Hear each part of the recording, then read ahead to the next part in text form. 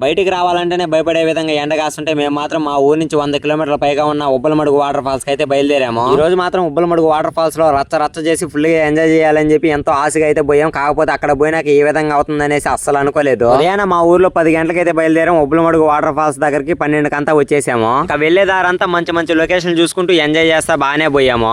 Ubbalamadugu water falls enter అయ్యే దగ్గర ఈ బ్రిడ్జి దగ్గర నీళ్లు చూసే మాకు ఏదో తేడా అయితే అనిపించింది. నీళ్ళు ఆ విధంగా ఉన్నప్పుడు కానీ మేము ఆగిపోకుండా పైన బాగుంటది అని చెప్పేసి అయితే బయలుదేరాము.